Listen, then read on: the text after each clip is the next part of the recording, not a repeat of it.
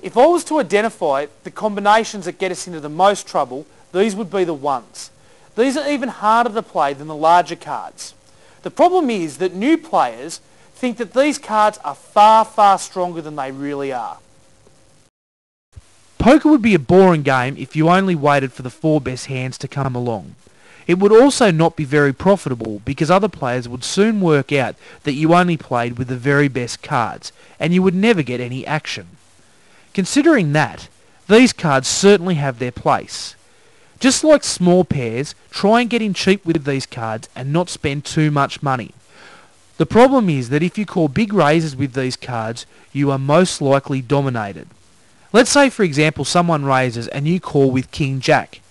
If your opponent has Ace King, then you are in a heap of trouble.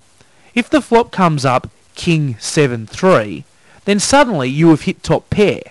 You have a Jack kicker, but you are playing from a mile behind, and the only chance you can win this pot is if you hit the Miracle Jack.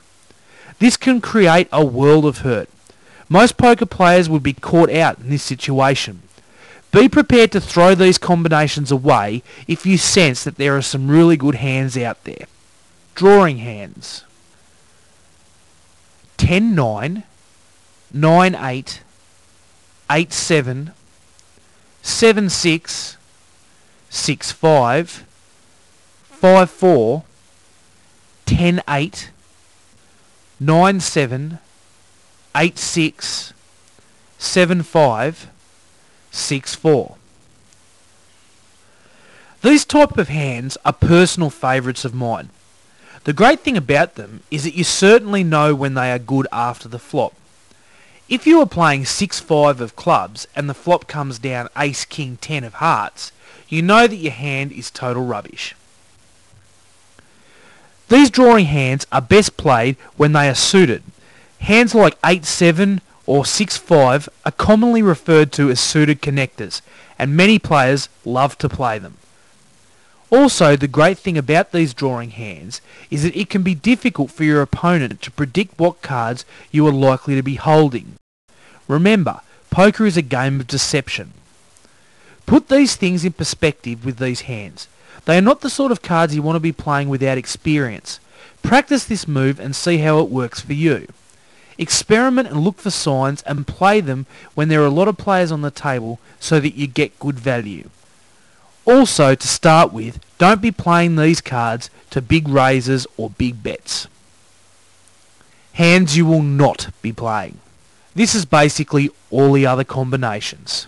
You won't choose to put money into a pot with these cards. Bad cards are bad cards. You can play 2-7 off suit and you might flop 2-7-2 and make the full house and win a monster hand. But this is going to be a rarity. Most of the time, you're just going to lose money.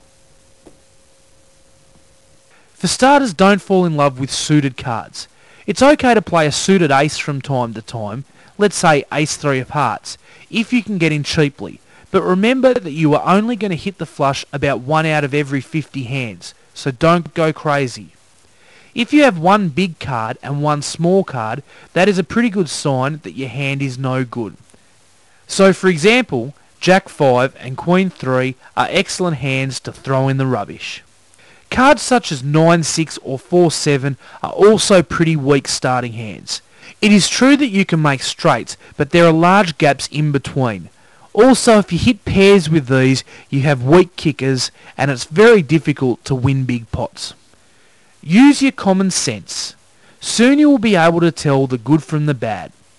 The hard part is listening to yourself and not wasting money chasing with bad starting hands. Be selective.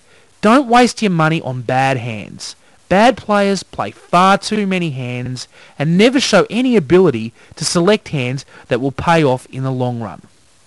This basic strategy is very important to your no-limit hold'em game. Spend some time reviewing what we've discussed today so that you feel comfortable with your starting hands. This is going to allow you more time to concentrate on the more subtle areas of your Texas Hold'em game. I'm James Potter and I'm pushing the chips in your direction.